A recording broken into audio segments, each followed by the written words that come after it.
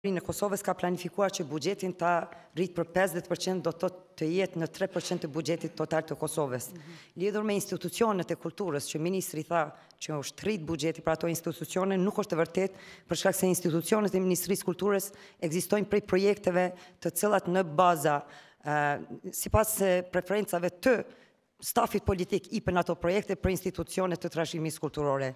Bjen fjala ka institucionet të ndryshme që kanë marrë deri në 10% të gjithë bugjetit të departamentit të trashëgimisë kulturore, ndërkohë që institucionet tjera nuk kanë pas qasje në asnjë projekt. Përkon saksisht e keni fjallën, cili institucion ka marrë? Institucionet e trashëgimisë kulturore në përgjithësi. Cilën, jo përgjithësi.